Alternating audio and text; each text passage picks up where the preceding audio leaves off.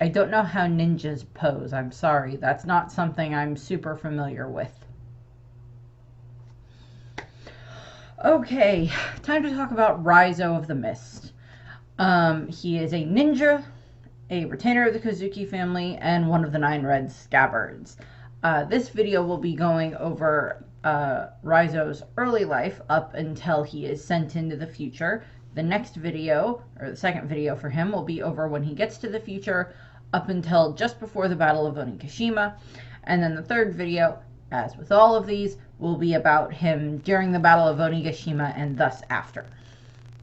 Any other additional information we've gotten about him for his, more current whereabouts. Which, as of the recording of this video, we have yet, I don't believe we've seen Raizo in the cover story yet for Yamato's cover story. And there's a good chance we will, we just haven't yet. We'll see how that goes. So some basic information about Raizo. He is physically 35 years old, but because of course he got sent into the future 20 years, he is actually, chronologically 55 years old. As with all the other Scabbards and Kanjuro and Momonosuke who got sent into the future, take their physical age, add 20 years, except for Momonosuke, who had that done to him anyway by Shinobu, which I will get to eventually when I talk about Shinobu later in this, and then eventually when I talk about Momonosuke. Another thing about Raizo is he, of course, is one of them that has a devil fruit. Shinobu has her Ripe no Mi, the Ripe jutsu power that she has. And then Kinemon has his Fuku no Mi, the closed fruit. But I don't think any of the other Scabbards besides Raizo have, Kanjuro notwithstanding, have a devil fruit power, because Kiku doesn't, Izo doesn't, Denjiro doesn't, I don't believe any of the other ones do. So there's only 3 of them that actually have devil fruit powers, that are kind of part of that group. And Raizo's devil fruit is the Maki no Mi, or the Scroll fruit, or Scroll jutsu as it's called, which is perfect because he's a frickin' ninja and they use scrolls a lot of the time.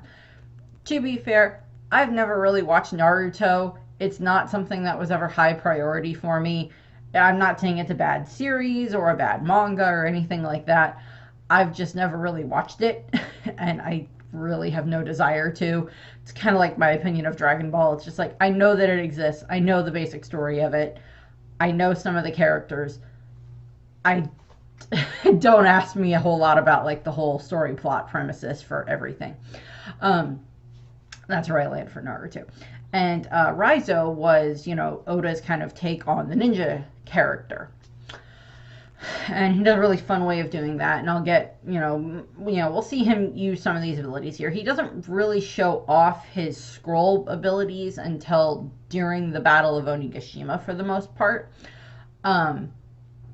But, he still, does, he still uses them throughout the course of the story. They're just not really prominent until we get to Onigashima. Mostly because, as the story was being written, Oda, I don't think initially decided to give Raizo a devil fruit, and then later on it's just like, well, he keeps doing all of this other stuff that I can't really explain away. And even though there is ninja stuff that he does, that we also see, like the paralysis jutsu and stuff like that we see the other ninjas be able to do, Raizo still does some stuff that's a bit more than what the other ninjas are able to do. So Oda gave him the scroll fruit, the Maki no Mi, which is fine. I have no problem with that.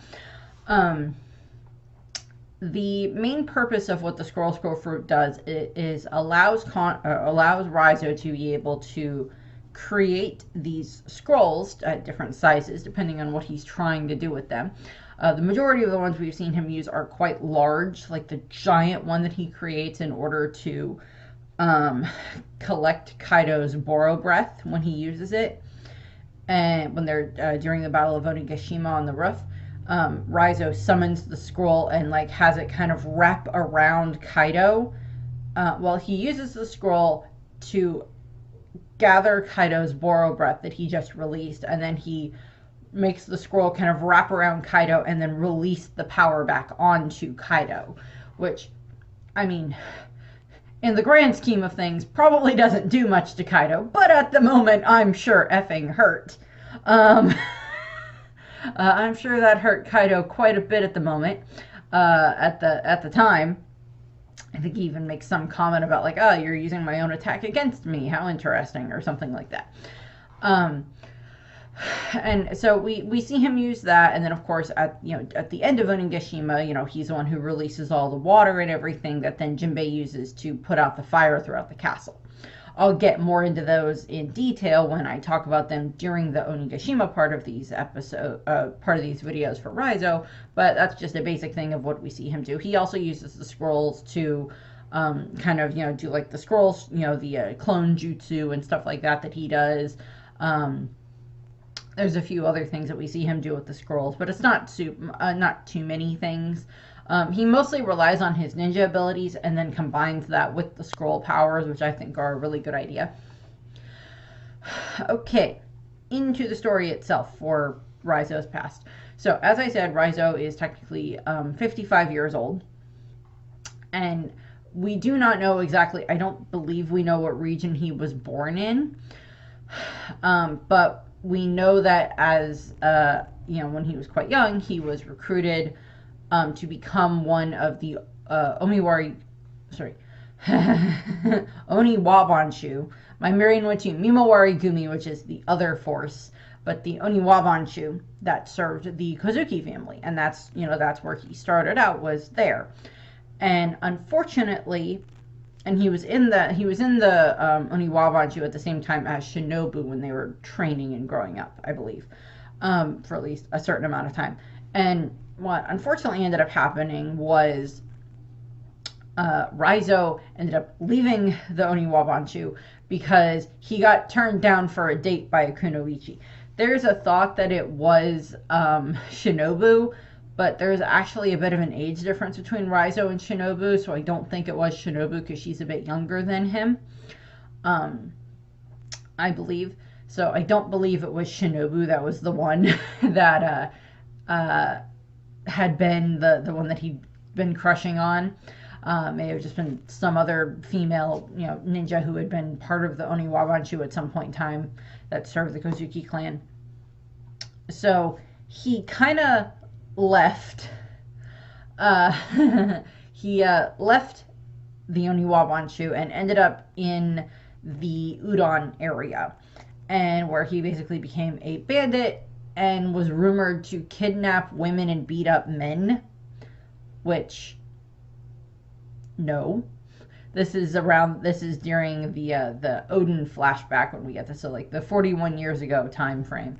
And he ends up being found by Odin as he and his followers at this point in time are making their way through the Udon region.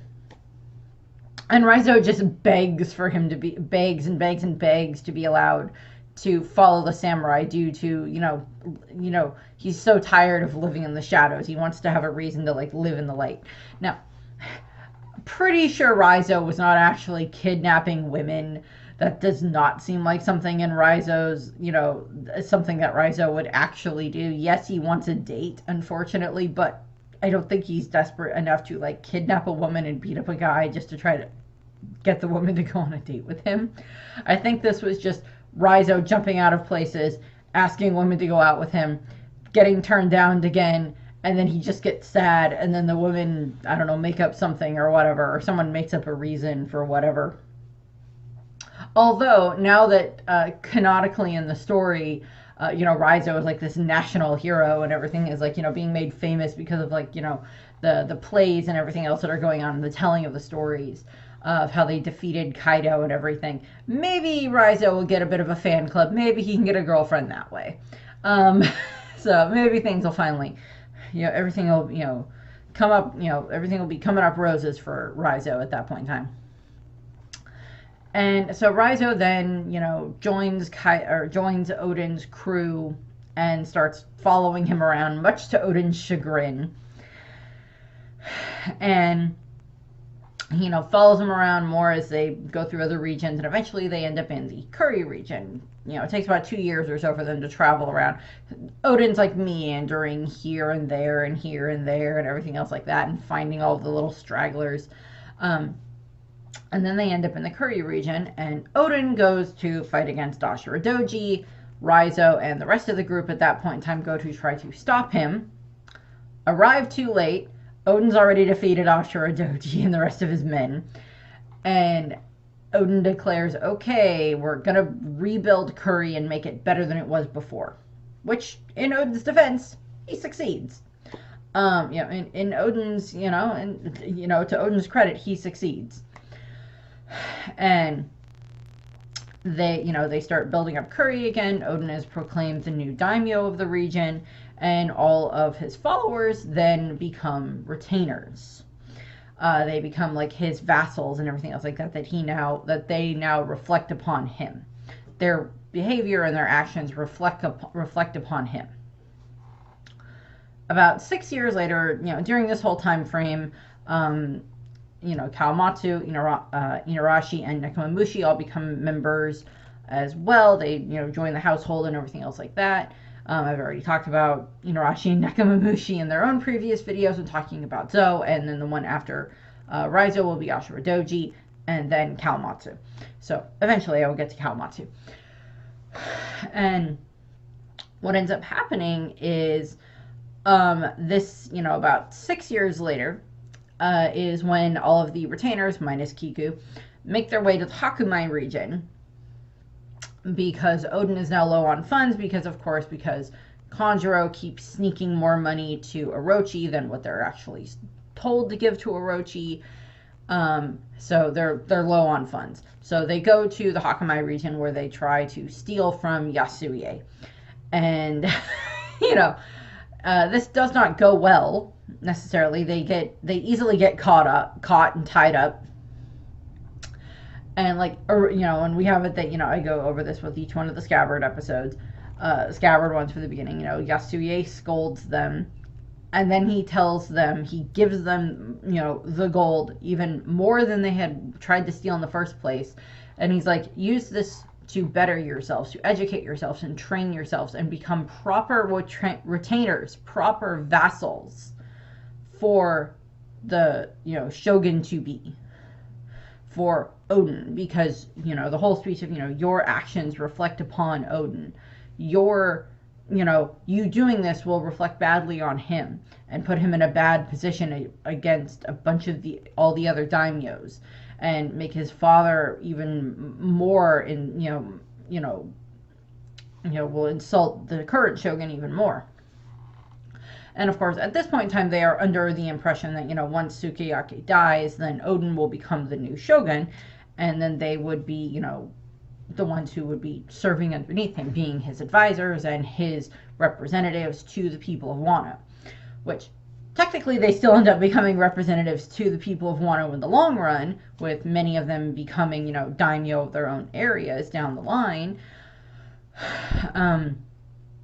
I don't know yet. I'm kind of thinking of where Raizo might work. I mean, he was in the Udon region for a while, but then Kawamatsu has a stronger tie, because Kawamatsu was in the Udon prison for quite a while. But then Kawamatsu also has the tie to the Ringo region. But I also want Kiku to be the one that will end up, which at the moment of this recording, we still haven't gotten to the Ringo region in the story yet, or in the cover pages, so I don't know about Kiku yet. If she's the daimyo there, or if it's going to be Kawamatsu there. Either one of them would have a good tie to it. Raizo doesn't really have, his best tie is to either the Udon region or putting him in charge of the Hakumai region. So I don't know which one they're going to do with that. We'll see. By the time this goes up, we might know. If not, I might make a comment about it in the final video if we know in the last video for this, if we know by then. Although I might also just do another video at the end of the Scabbards, where I just go through and talk about where they currently are for the ones who are still alive. But so the Scabbards take this very, very seriously. They take Yasuie's words to heart, and they spend the next 3 years training and learning and improving themselves and becoming these vassals, these retainers that would make the people proud of Odin. They kind of don't really care if Odin's going to be proud of them at that point in time, because he doesn't want them to actually act this way, by a technicality, because he doesn't like all the formality and everything like that. But they're doing it anyway because it's like they need to, because it's actually beneficial. It will be beneficial to Odin in the future, and to Wano in the future, to have them have all of this knowledge for reading and writing and history and math and all of this other stuff. And that's what ends up happening. They train and improve themselves. They train their brains and they physically train their bodies to become stronger and everything, so they can become a dignified and good and good advisors and good retainers for Odin, good vassals for him. At the time that they're kind of finished with all of this training, this is when they end up making the procession to the flower capital, where Odin then goes and sees Sukeyaki for what ends up unfortunately being the last time, and then they head back to Curry, and just all of the citizens are amazed with their dignified behavior, with how much even Odin to a degree has matured a bit at this point in time. Not as much as the Scabbards have to a degree, which is just funny because Odin's older than the Scabbards.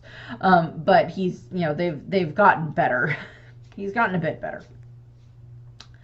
And so then we get to later that year is, of course, when the Whitebeard pirates show up, where they crash and end up washed onto the shores of Curry Beach. And this, of course, leads to Odin trying to fight Whitebeard, and then the rest of the Scabbards showing up and admonishing Odin, and then explaining to Whitebeard that, okay, so he's kind of our prince, so you kind of can't take him. We would really appreciate it if you didn't try to take him. And Whitebeard is fully on board with it. He's like, I have no intention of trying to kidnap your prince. Don't worry, I'm not going to do that. And so, for the next 2 weeks or so, the Scabbard, or the future Scabbards, the retainers, Raizo and the others spend time getting to know the Whitebeard pirates and everything else like that. And then, of course, the Whitebeard pirates leave.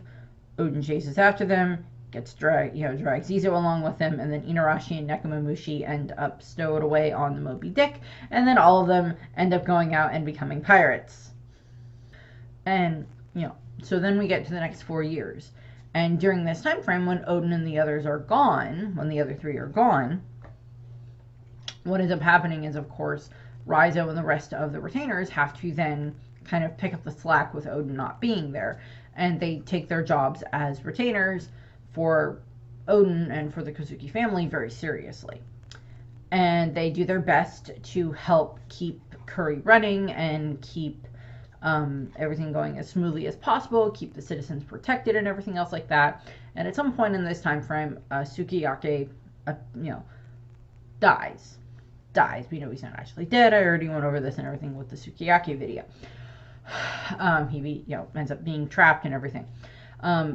He reportedly dies, and then he ends up making, before his death, he makes Orochi his, surrogate, his, to succeed in the shogunate until Odin returns. This is, of course, completely and utterly fake. The Scabbards do not necessarily believe this, and this, of course, results in then, Kaido showing up and starting to build all of these different factories and take over different parts of Wano and start building his, home on Onigashima and everything else like that. So, from there, we finally get it that Odin, Inarashi, and Nekomamushi return, and with them they have Toki, Momonosuke, and Hiyori.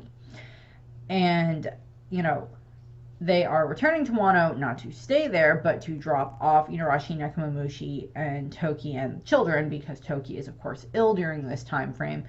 And, Odin also needs to go and get the road poneglyph, so that, read the road poneglyph and everything, so that way he can, give the information to Roger, so they can set their path for making their way to, Laugh-Tale. Or the island that would become Laugh-Tale. Because it's not called that yet. And from there, the Scabbard, Raizo and the Scabbards are just, oh good, Odin's back. Oh, never mind, he's not really back. He's dipping out on us again and leaving us with the wife and kids not to take care of. Not that they have anything against Toki and the children, because they welcome them in, they take care of them. They get Toki whatever, get her healed and everything else like that from her fever. And then, of course, they start, getting to know Toki, and via, Inarashi, Nekomamushi, and Toki, they start learning about, like, some of the adventures that Odin has been on for the past, 4 years. And this, of course, then leads into when Odin, finally returns, then he kind of gets chewed out more by the Scabbards because, by his retainers, he gets, a bit more chewed out by them. And this, of course, is like them, like, you left twice now, dude. You're not leaving again. And, like, Odin has, like, no intention of leaving now at this point in time. His intention is to, of course, stay and try to open the land of Wano. And, when, as Odin returns, he's, told by the Scabbards, Raizo and the rest of the Scabbards, he's given these big updates on what's been going on. Okay, so your father died. What, my dad's dead? Yeah, then he made Orochi kind of shogun until you get back. He did what? And then Orochi sent people to try to attack Momonosuke, but they ended up injuring Toki instead. And by the time he's done with that, by the time they're barely done with that sentence, Odin is running on his way to the capital, to the flower capital, to try to kill Orochi. I approve. He does not kill Orochi, though. This is, of course, we know that he then has to make the deal with Orochi and Kaido that he will dance naked in the streets to protect the citizens of Wano because reasons. And, Raizo is there through all of this. He sees all of this. And, just like with the other Scabbards, it breaks his heart to see their lord act like this, to see their lord dance in the streets for coins and, make a fool of himself. And they don't know why. And of course, Odin is kind of refusing to tell them. I'm like, and so many people are just like, oh, good Lord, Odin, just frickin' tell them. Explain to them what is going on, and they can maybe help you come up with a plan to go to try to take out Orochi and the other Kurozumis that are there. To be fair, they have Conjuro. There's a Conjuro would have just, like, given off all their information and everything else like that, so that really wouldn't have would have just, like, revealed the plan to them anyway, but, whatever. Something may have been able to have been done. But same result. And then over the next 5 years, this is what happens. They, Raizo and the others are trying to get Odin to do something, and he just doesn't. He keeps dancing, and then it gets to the point where when, Hirogoro and Toka are attacked, when he and his wife are attacked, she's killed, a bunch of his men are killed, and he is hauled off to then, be put in Udon prison. This is, of course, what finally, is the straw that breaks the camel's back. And, Odin and the Scabbards are just like, yeah, no, this, enough has been done. And they, they muster their forces, which, I don't know, maybe they would have done a little bit better had they brought more forces with them than just, 10 people. Odin and the Scabbards, maybe they would have done a little bit better. But they all march and they all make their way toward Onigashima, where they end up meeting Kaido on the beach instead with all of his forces at this point in time in Udon. And they have this great battle that then ensues.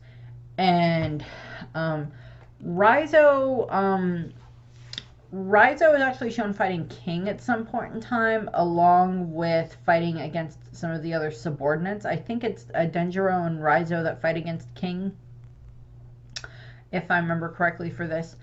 And what ends up happening is, of course, because of the trickery that happens,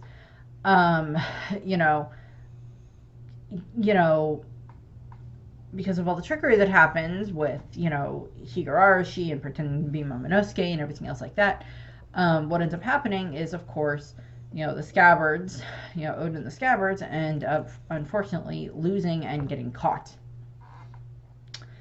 And this leads to them, of course, being imprisoned in, Rosetsu town at the prison gallery.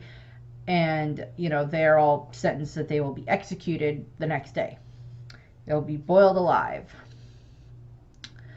And this, of course, leads into the legendary hour where, Odin has, they have like the giant pot set up that they're going to boil them in, and Odin gets into the pot, grabs the plank, has his scabbards above his head, as he is, protecting them from the full heat of the boiling pot of oil and everything. And Odin, stands, keeps them there for an hour. And while this is going on, of course, Shinobu comes out of the crowd and starts to explain to the citizens what actually has been going on, why Odin has been dancing naked in the streets and everything, which I'll go into a bit more detail when I get to, of course, Shinobu. But, it's like her explaining to them that Odin was dancing naked in the streets to protect the citizens so they wouldn't be kidnapped and given to Kaido as like sacrifices type of a thing. And, so we get through all of this legendary hour, and then right at the end, Orochi changes it from boiling alive to just, execution by firing squad.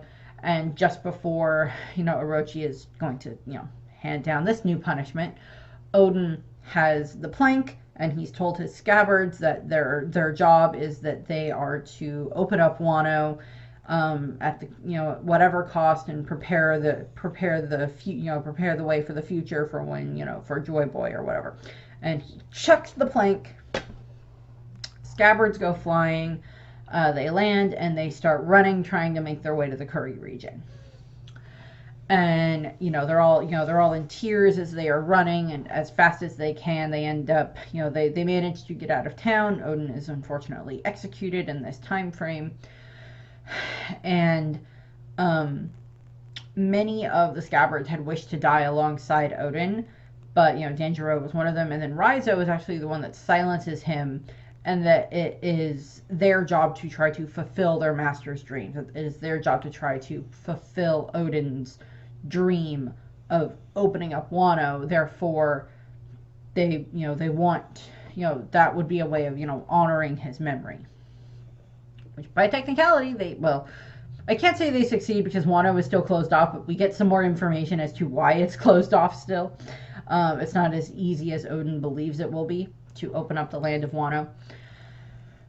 And what ends up happening is, of course, the Scabbards run, and they, Shinobu meets up with them. She's able to get them their weapons back and free them of their cuffs and everything, because she stole the keys and their weapons.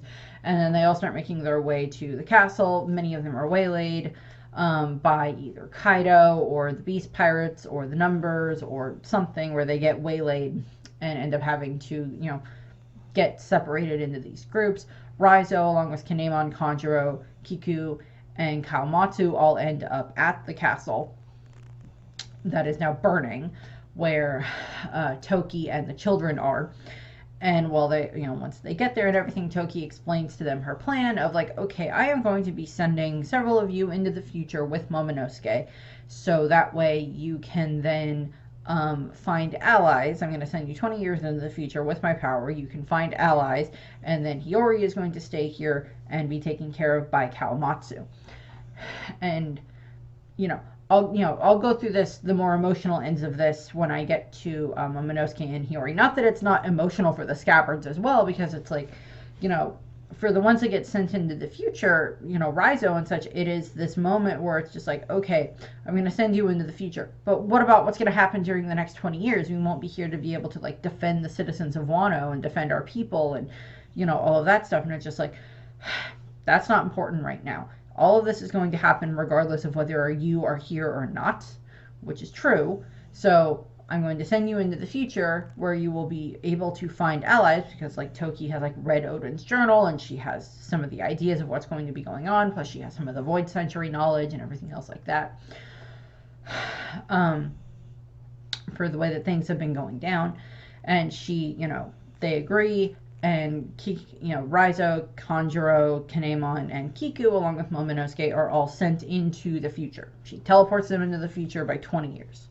And that's where this video is going to end. The next video will pick up for where that one leaves off, or where this one leaves off. So that's what I have for this. I thank you very much for watching. I hope you enjoyed the video, and I hope you have a nice rest of your day. Bye!